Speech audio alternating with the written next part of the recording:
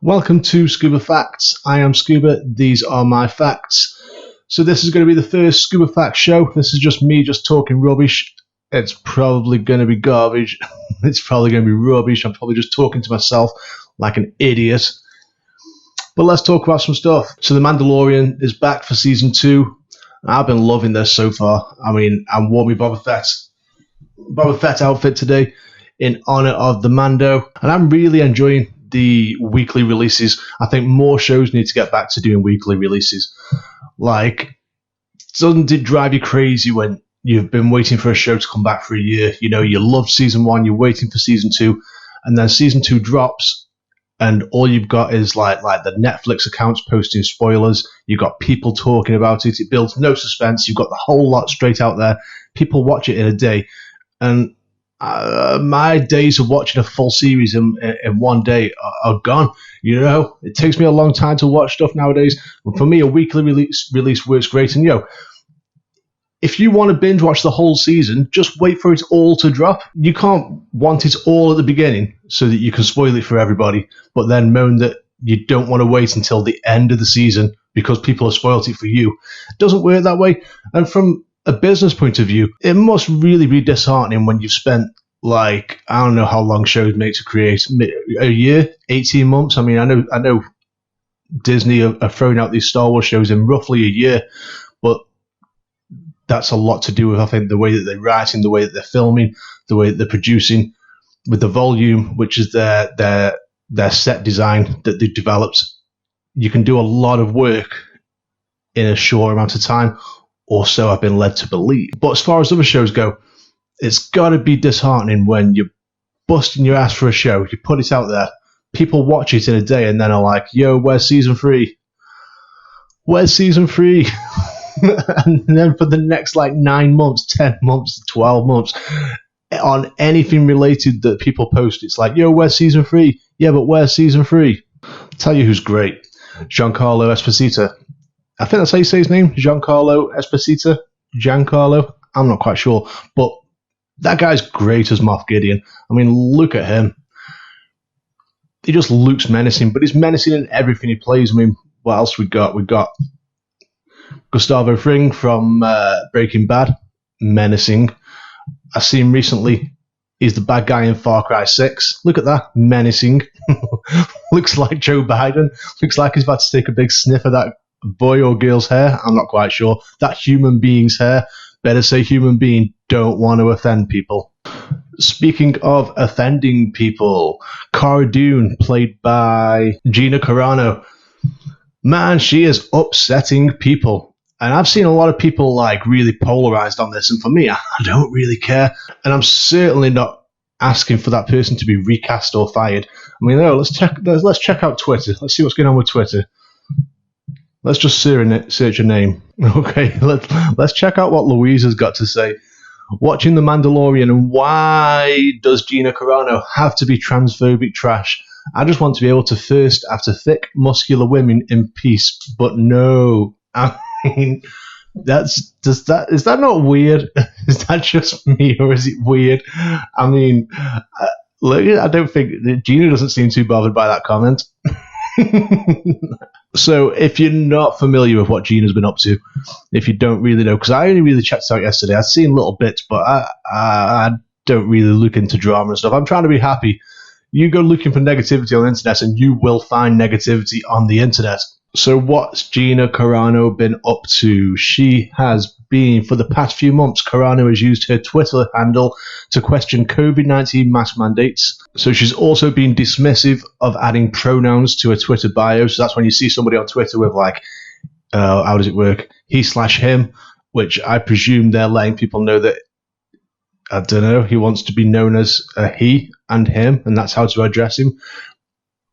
But she's not on board with that. She doesn't really think it's necessary, clearly. I don't know if I could disagree with her. My Twitter bio hasn't got he/him, but I'm also not bothered by people that want to put that. I mean, that's cool. I mean, The Mandalorian, Pedro Pascal, who's he's a big activist, I follow on Instagram, and he's LGBT activism, race activism. Black Lives Matter, all that sort of stuff. And I think that's cool. Good for him. I don't hold it against him, and I certainly don't favour him for it either. Look, everyone's individual. You ain't all got to be the same. There's more than one way to think about stuff. There's more than one way to live. If these people were going out and attending like I don't know, man, lynchings, or if they were being actively racist or actively transphobic, but I don't see how not following the crowd, if you don't believe in it, is quite the same as being phobic of that thing. I don't know. Maybe I'm wrong. Am I wrong? Let me know in the comments. What else has Gina been up to? I don't really feel like she's been up to that much, really. I mean, she said she's going to go on to Parler. She said a bunch of stuff about, I think, the democratic process in America with regards to the election and the potential election fraud. And I don't really care about any of it. For me, somebody's political beliefs have nothing to do with the fictional character that they play on a TV show. Maybe I'm wrong. Maybe I should care. But I don't. Okay, so back to Mandalorian. Katie Sackhoff, who played Starbuck in Battlestar Galactica. I mean, that's what I knew her from. I don't know if she's been in other stuff, but I didn't realize she also voiced Bo-Katan in Rebels and the Clone Wars, which I found interesting. So it makes me wonder, how long do shows like The Mandalorian go through pre-production? How long has this been an idea for? When Dave Filoni cast Katie Sackhoff to be the voice of Bo-Katan those years ago in the Clone Wars, did he have a vision? Did he want to get to this point where she would make her live-action debut as Bo-Katan? It's an interesting point to think about. So here we got Bo-Katan in Clone Wars. That's got to be Clone Wars because Obi-Wan's there. Here we got it in Rebels, which she played. I loved Rebels, man. If you haven't seen the Clone Wars, if you haven't seen Rebels, okay, some of it, at heart, it's a kid's show. So some of it, you might some episodes are filler, they're unnecessary. Rebels, less so, but the Clone Wars have got long seasons, and sometimes you'll get a R2-D2 C-3PO adventure, which is just like, I could leave that. But then other times you've got some really great episodes that fill some story plot holes and kind of complete some arcs. I mean, I put it on all the time. When I've got my daughter, I'm just watching it. I saw in the background. So, yeah, I was watching this morning it was a 3-episode series, and it was basically about Yoda being guided by Qui-Gon to go and learn how to keep his personality after death, which, of course, we see in the films with Obi-Wan and with Yoda. So it kind of shows how he learned to do that. And there's a part of it where Yoda's battling the dark side of himself. Real fun, real good. If you're a Star Wars fan and you haven't watched Rebels, you haven't watched the Clone Wars, just watch them. Watch them. So what are you hoping to see to come from The Mandalorian? What you looking forward to? What's really getting your dick hard about all this? I mean, I can't wait to see Ahsoka. I feel like they're going to be setting up Ahsoka and possibly Sabine Wren for their own live action series, or possibly for a bigger arc as part of another series. Because let's face it, I'm going to presume that you've seen the end of Rebels. If you haven't seen the end of Rebels, I don't want to give you any spoilers or anything like that, but basically Ezra Bridger, who's the main protagonist of Rebels, is he the main protagonist? I will say he's the main protagonist. He basically gets sent. He jumps into hyperspace, taken by some space whales with Grand Admiral Thrawn, and he is somewhere along with Thrawn. Now, where has he been? He's not shown up in any of the sequel movies. Neither has Thrawn. So they're somewhere. Now, with Rebels ending, it ends as Sabine Wren and Ahsoka going looking for them. So I presume there's going to be some kind of update to their progress in this Mandalorian season, but I think that's going to be a bigger story on its own. There's only so much I want to see crammed into The Mandalorian. The Mandalorian is about him, it's about the child, and it's about Mandalorians. I don't want to see too much other lore being crammed in. Like, I love it. I love the fact that they are putting references to the outside universe, because that's Star Wars. Things are connected. These people are important, and not only important in their own storyline, but they fit into a bigger plan. So that's what I'm looking forward to. Ahsoka's going to be great. And of course, Boba Fett is about. He is alive. I mean, that was all. Is it confirmed? I'm pretty much. That was Tim Morrison, who obviously played Jango Fett. So Boba Fett was an unaltered clone of Jango Fett. So unless that was a clone trooper just to really annoy Boba Fett fans, Disney wouldn't do that, man. Dave Filoni would not do that. So I'm pretty sure that's got to be Boba Fett. You think it's Boba Fett? What do you think he's up to? What do you think he's been up to? What do you think he's going to be up to? Hit me up in the comments. Let me know. So I saw that GTA 6, Grand Theft Auto 6 was trending on Twitter, and every time I see GTA 6 trending, I think, this is it. It's happening.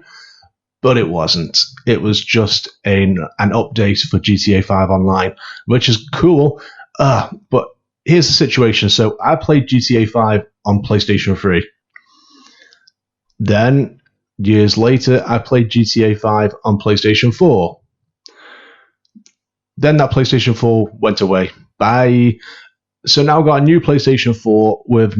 So I haven't been playing GTA Online, but I would really like to explore this new island that they're putting in. But I'm not going to complete the game again. Wait, do I need to complete the game? Nah. I just have to get to the point where I can go online with it, and then maybe I could do. But then I got to start online. I don't know, man. Maybe I'll just watch some videos and enjoy it that way. But I don't want GTA 6 until they're ready.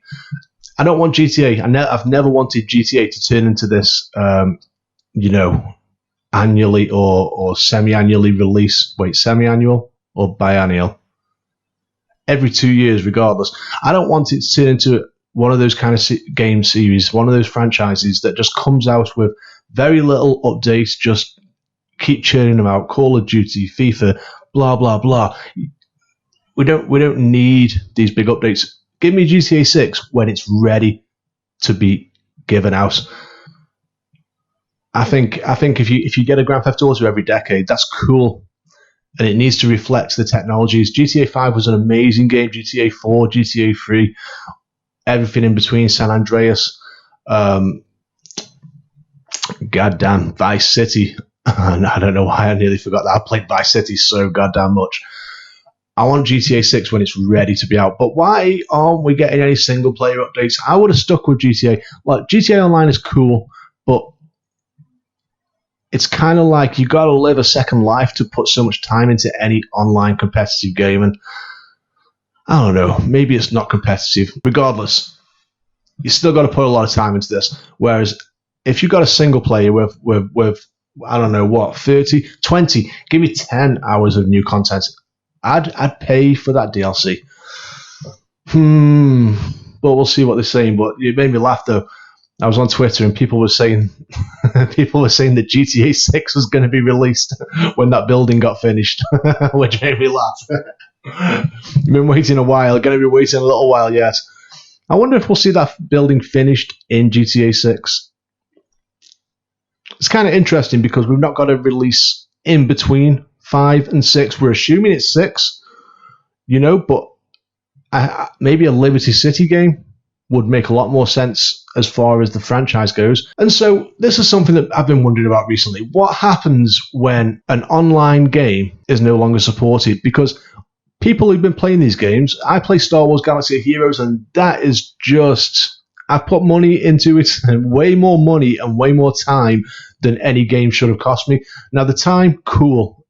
That comes back to me as an enjoyment thing. That's why I'm playing the game. I'm enjoying it. It's something to do when I've got the baby and stuff, and when I'm sat waiting for the baby to go to sleep at night and stuff like that. I don't mind playing the game.